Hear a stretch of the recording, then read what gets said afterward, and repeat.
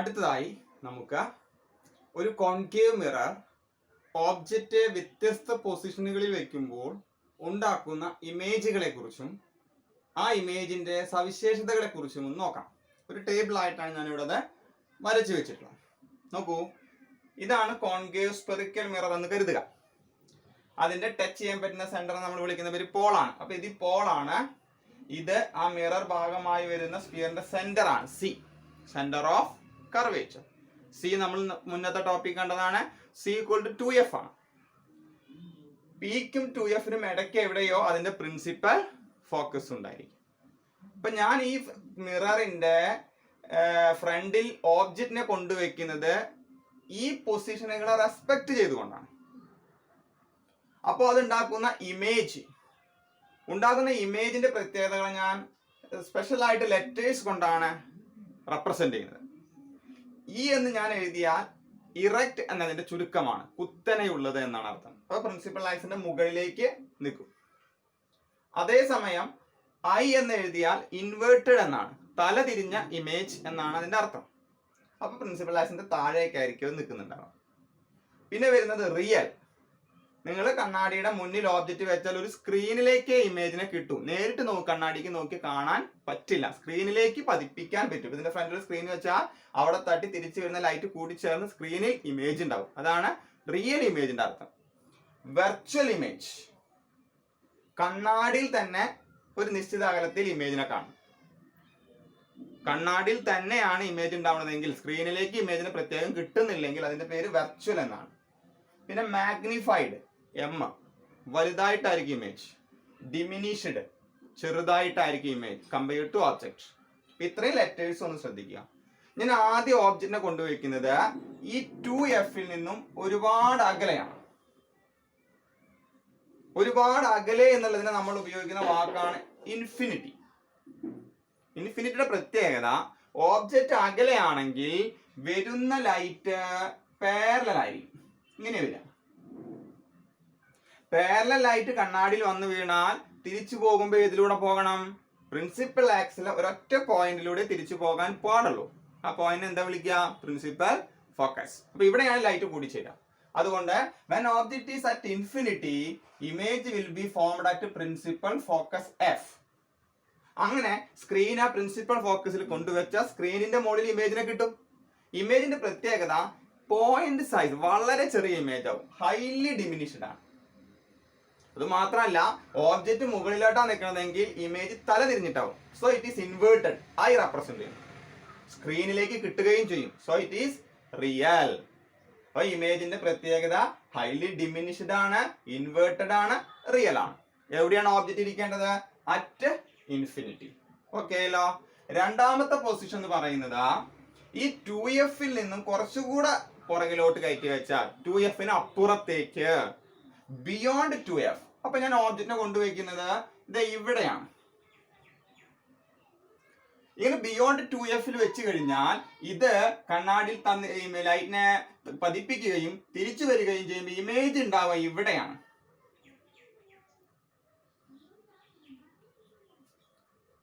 നോക്കൂ, അപ്പൊ between F and 2fൽ ഇമേജ് വരും. എവിടെ വെച്ചാൽ? ബിയോണ്ട് 2f വെച്ചാൽ. രണ്ടാമത്തെ പൊസിഷനാണ് beyond 2f. Between F and 2f the image will be formed. ഇമേജിന്റെ പ്രത്യേകത തല തിരിഞ്ഞതായിരിക്കും. മനസ്സിലായില്ലേ? ഡിമിനിഷ്ഡ് ആയിരിക്കും. ഇവിടെ വലിയ ഓബ്ജക്റ്റ് വെച്ചാൽ ഇവിടെ ചെറുതാണ്, അപ്പൊ വലിപ്പം ചെറുതായി, ഡിമിനിഷ്. തല തിരിഞ്ഞു, ഇൻവേർട്ടഡ്. സ്ക്രീൻ ഇവിടെ കൊണ്ടുവച്ചാൽ സ്ക്രീനുമ്പോൾ തല തിരിഞ്ഞ് ഇമേജിന് കിട്ടിയിട്ടുണ്ടാവും. So it is real.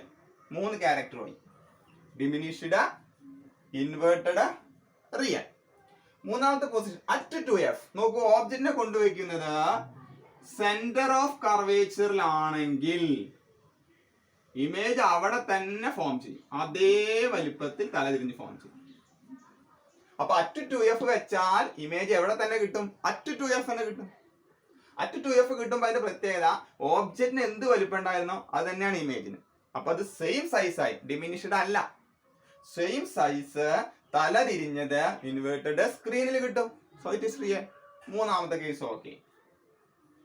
നാലാമത്തത് ഞാൻ ബിറ്റ്വീൻ എഫ് ആൻഡ് 2f വയ്ക്കാൻ പോവാണ്.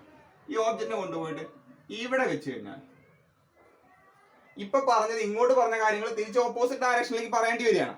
ബിറ്റ്വീൻ എഫ് ആൻഡ് 2f വെച്ചാൽ അത് ബിയോണ്ട് 2f ലേക്ക് വരും. 2fന്റെ ഇപ്പുറത്തേക്ക് വരും.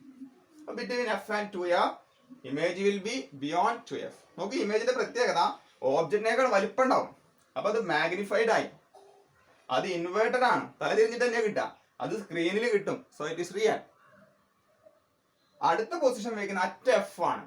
എഫിൽ കൊണ്ടുപോയി ഓബ്ജക്റ്റ് വെച്ചാൽ നോക്കൂ, എഫിൽ കൊണ്ടുപോയി ഓബ്ജക്റ്റ് വെച്ചാൽ എഫിൽ നിന്ന് ലൈറ്റ് ആ ഓബ്ജക്റ്റിലേക്ക് കണ്ണാടിയിൽ ചെന്ന് പതിക്കുകയും തിരിച്ചു പോകുന്ന ലൈറ്റ് പ്രിൻസിപ്പൽ ആക്സിസിന് പാരലൽ ആയിട്ടാണ് തിരിച്ചു പോവുക. പ്രിൻസിപ്പൽ ആക്സിന് പാരലൽ ആയിട്ട് തിരിച്ചു പോകുക എന്ന് പറഞ്ഞാൽ അവ എവിടെ കൂട്ടിമുട്ടും എന്നാ പറയാ, അവ അനന്തതയിൽ കൂട്ടിമുട്ടും എന്ന് പറയേണ്ടി വരും. അതുകൊണ്ട് image will be formed at infinity എന്ന് പറയാം. നോർമലി നോ ഇമേജ് ഫോർമേഷൻ എന്നാണ് പറയാം. ഇമേജിനെ ഫോം ചെയ്യാൻ പറ്റില്ല, കാരണം പാരലൽ ലൈറ്റ്സ് അടുത്തൊന്നും ഇമേജിനെ തരില്ല. അതുകൊണ്ട് നമുക്ക് തിയറി പ്രകാരം അത് അനന്തതയിൽ ഫോം ചെയ്തിട്ടുണ്ടായിരിക്കും എന്ന് പറയേണ്ടി വരും. ഇമേജിന്റെ പ്രത്യേകത ഭയങ്കര വലുപ്പത്തിലേക്കായിരിക്കും വന്നിട്ടുണ്ടാവുക. പക്ഷെ ഇമേജ് ആകെ ബ്ലർഡ് ആയിരിക്കും, കാണാനൊന്നും പറ്റില്ല. അതുകൊണ്ട് തിയറി പറയുമ്പോൾ ഹൈലി മാഗ്നിഫൈഡ് ആണ്, തല തിരിഞ്ഞതായിരിക്കും. മനസ്സിലായല്ലോ? ആ ഇൻഫിനിറ്റിയിൽ ഒരു സ്ക്രീൻ കൊണ്ടുവയ്ക്കാൻ പറ്റി അവിടെ കിട്ടുകയും ചെയ്യും. പക്ഷെ അത്രയും ദൂരത്തേക്ക് ഇമേജിന് കൃത്യമായി ഫോം ചെയ്യാൻ പറ്റില്ല എന്നുള്ളതാണ് യാഥാർത്ഥ്യം. തിയറി പറയുമ്പോൾ മാത്രമേ ഇങ്ങനെ പറഞ്ഞ് പോകാൻ പറ്റൂ. It is highly magnified, inverted and it is formed on the screen. Real എന്ന് വേണമെങ്കിലും പറയാൻ പറ്റും. It is only theoretical. അടുത്ത position between pole and principal focus. നോക്കൂ, ഈ പൊസിഷൻ കണ്ണാടിയെ സംബന്ധിച്ച് വളരെ പ്രധാനപ്പെട്ടതാണ്. ഇവിടെ കൊണ്ടുവച്ചാൽ ഷേവ് മിററിന്റെ ഒക്കെ പ്രിൻസിപ്പിള് ഇതാണ്. Between F and principal focus വെച്ചാൽ അത് കണ്ണാടിയുടെ മുകളിൽ തന്നെ കണ്ണാടിയുടെ ഓബ്ജക്റ്റിനേക്കാൾ വലിപ്പമുള്ളൊരു ഇമേജിനെ തരും. Behind the mirror, behind the mirror എന്ന് പറഞ്ഞാൽ കണ്ണാടിയിൽ എന്ത് അകലത്തിലാണ് ഓബ്ജക്റ്റ് വെച്ചത് അതേ അകലത്തിൽ പുറകിലോട്ട് കാണും. അങ്ങനെ ഉണ്ടാവുന്ന ഇമേജിന്റെ പ്രത്യേകത വലിപ്പ കൂടുതലാണ്, മാഗ്നിഫൈഡ് ആണ്. ഓബ്ജക്റ്റ് പ്രിൻസിപ്പൽ ആക്സിന് മുകളിലോട്ടാണെങ്കിൽ ഇമേജും പ്രിൻസിപ്പൽ ആക്സിന് മുകളിലോട്ട് തന്നെ നിൽക്കും. അപ്പൊ തല തിരിഞ്ഞതല്ല. So it is erect. കണ്ണാടിയിലാണ് കിട്ടുന്നത്. സ്ക്രീൻ കൊണ്ട് ഇവിടെ നിന്ന് വെച്ച് കഴിഞ്ഞാൽ കിട്ടൂല. സ്ക്രീനിൽ പതിപ്പിക്കാൻ പറ്റാതെ വിളിക്കുന്ന പേര് വെർച്വൽ എന്നാണ്. So image is virtual. ഈ പൊസിഷൻ ഒന്ന് പ്രത്യേകം ശ്രദ്ധിക്കുക. ഒരു കോൺകേവ് മിററിന്റെ പ്രിൻസിപ്പൽ ഫോക്കസിനും പോളിനും ഇടയ്ക്ക് ഓബ്ജക്റ്റ് വെച്ചാൽ കണ്ണാടിയിൽ തന്നെ വലിപ്പം കൂടിയ അതേ ഡയറക്ഷൻ നിൽക്കുന്ന ഇമേജിനെ കിട്ടും. എവിടെയാണ് അത് യൂസ് ചെയ്യുന്നത്? ഷേവിംഗ് മിററിൽ നമ്മൾ ഇത് യൂസ് ചെയ്യുന്നുണ്ട്. അറ്റ് എഫ് വെച്ചാൽ തിരിച്ചു വരുന്ന ലൈറ്റ് എങ്ങനെയാണ്? അത് പ്രിൻസിപ്പൽ ആക്സിന് പാരലൽ ആയിട്ട് കടന്നു പോകും, ഒരുപാട് ദൂരേക്ക് പോകും. ഈ ഒരു ആശയം നമ്മൾ വാഹനങ്ങളുടെ ടോർച്ചിന്റെ ഒക്കെ ലൈറ്റിന്റെ കേസിൽ യൂസ് ചെയ്യുന്നുണ്ട്. ടോർച്ച് ലൈറ്റ് ഒരു റിഫ്ലക്ടറിന്റെ നടുക്ക വെച്ചിട്ടുണ്ടാവാം, അത് എഫിലായിരിക്കും ഇരിക്കുന്നുണ്ടാവാം.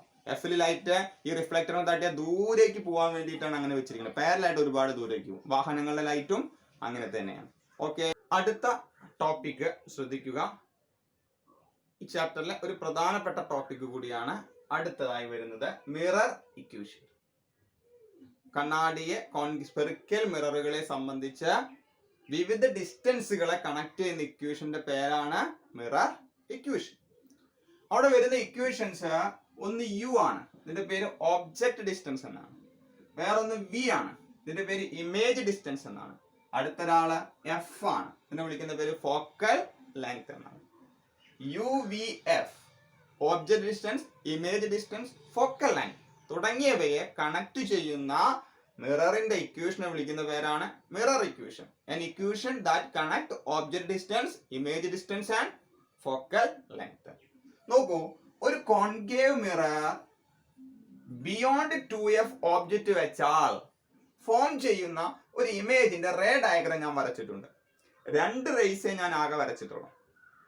ഒരു റേ ഓബ്ജക്റ്റ് ബിയോണ്ട് സി 2fന് അപ്പുറത്തേക്ക് OB എന്ന് ഞാൻ വെച്ചിട്ടുണ്ട് കണ്ണാടിയുടെ മുന്നിൽ. അതിൽ നിന്ന് ഒരു ലൈറ്റ് റേ പ്രിൻസിപ്പൽ ആക്സിസിന് പാരലൽ ആയിട്ട് കണ്ണാടിയിൽ വന്ന് പതിച്ചിട്ടുണ്ട്.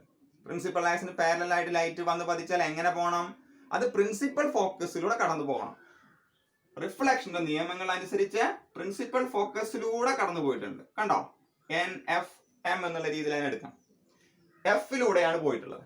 രണ്ടാമത്തെ ലൈറ്റ് കണ്ണാടിയിൽ ചെന്ന് പതിക്കുന്നത് പോളിലാണ്. ഒരു നിശ്ചിത ആംഗിൾ ഉണ്ടാക്കിക്കൊണ്ടാണ് വന്ന് പതിച്ചിട്ടുള്ളത്. റിഫ്ലക്ഷന്റെ നിയമം എന്താണ്?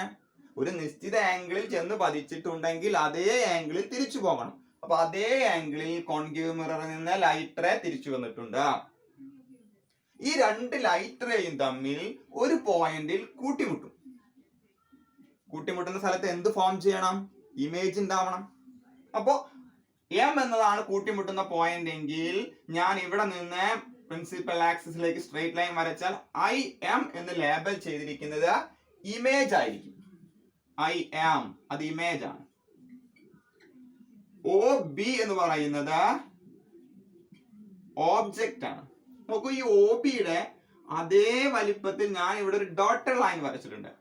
എൻ എന്ന് പറഞ്ഞ കണ്ണാടി ലൈറ്റ് വന്ന് പതിച്ച സ്ഥലത്തിൽ നിന്ന് പ്രിൻസിപ്പൽ ആക്സിസിലേക്ക് പെർപെൻഡിക്കുലർ വരച്ചിരിക്കുകയാണ്. അതുകൊണ്ടുള്ള ഒരു ഗുണം കഴിഞ്ഞ ടോപ്പിക്ക് ഞാൻ പറഞ്ഞിട്ടുണ്ട്. പെർപെൻഡിക്കുലർ വരച്ചാൽ ഇവിടെ റൈറ്റ് ആംഗിൾസ് പലപ്പോഴും ഫോം ചെയ്യും. അങ്ങനെ ഫോം ചെയ്യുമ്പോൾ ഈ പോളിനെ റെപ്രസെന്റ് ചെയ്ത പിയും പുതുതായിട്ട് വരച്ച P1 എന്ന് പറയുന്ന ആളും ഏകദേശം ഈക്വൽ ആയിരിക്കും, അത്ര അടുത്തായിരിക്കും. ചെറിയ മിററാണ്. അപ്പൊ പി പറയുമ്പോൾ തന്നെ ആരെടുക്കാം? P1 എടുക്കാം. മനസ്സിലായല്ലോ?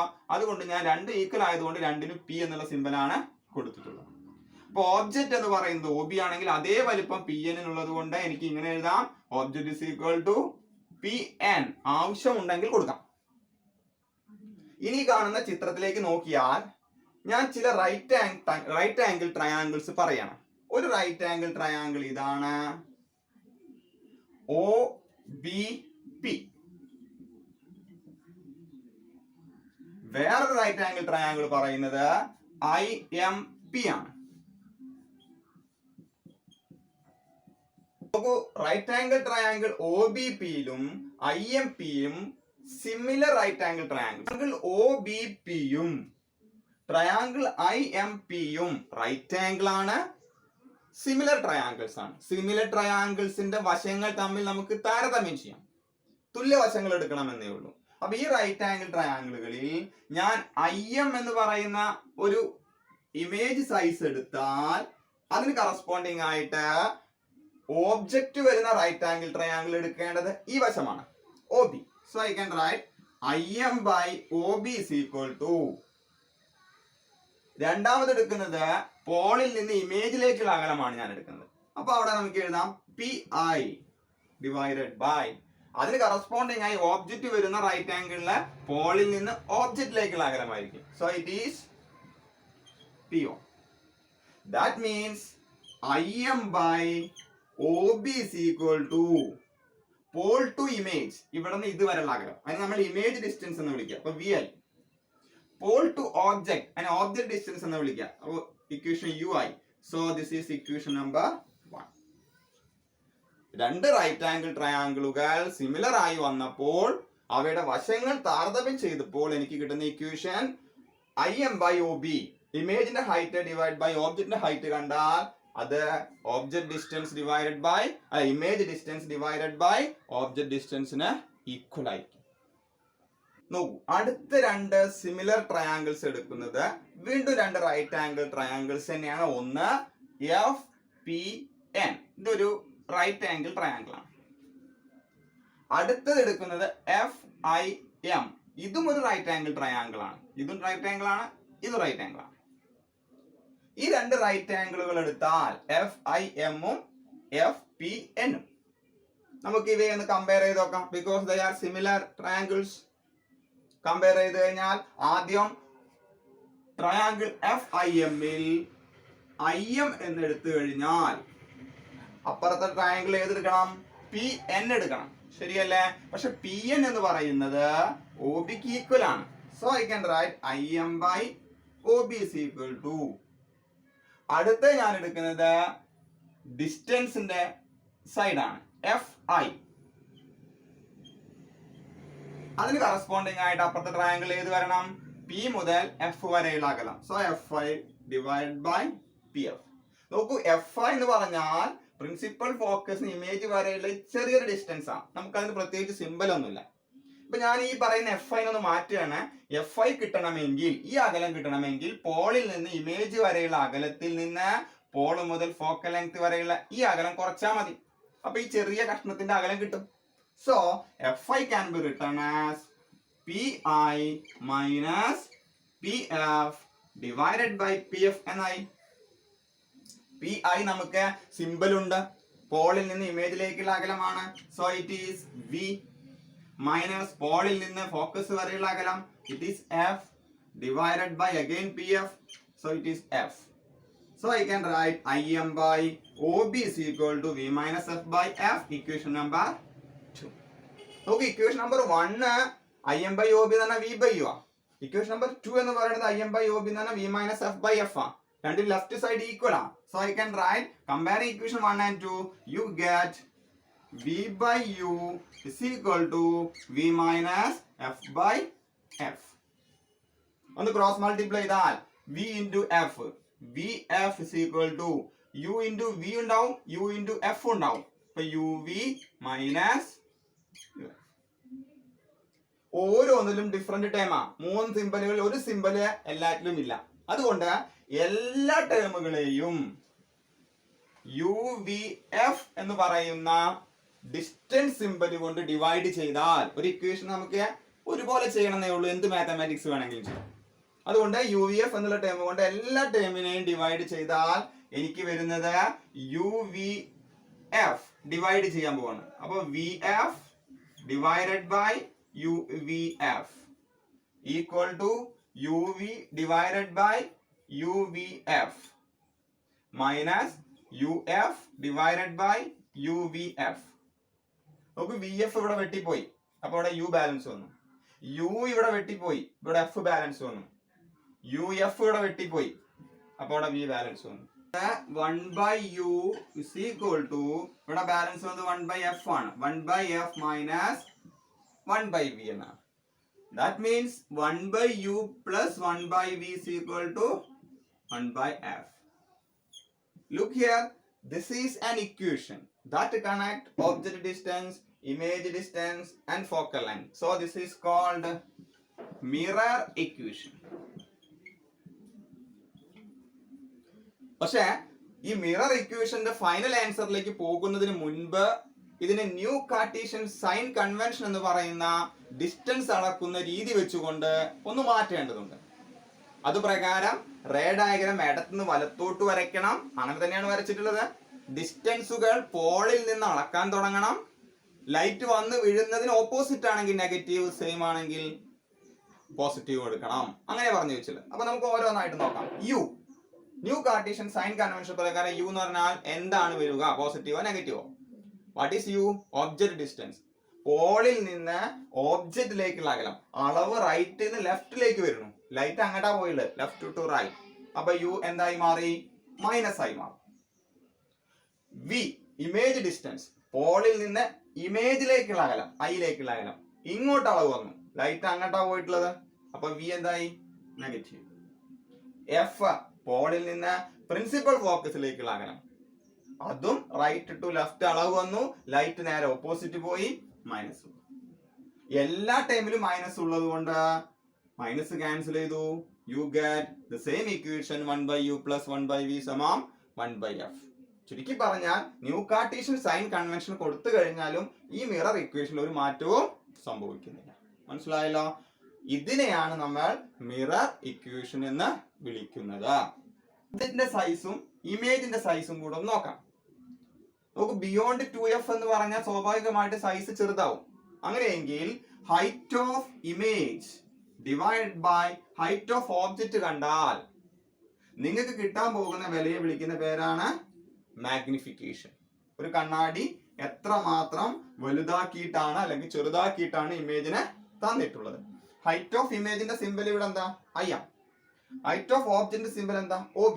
അപ്പൊ height of image by height of object എന്ന് പറഞ്ഞാൽ ആക്ച്വലി IM ബൈ OB ആണ്.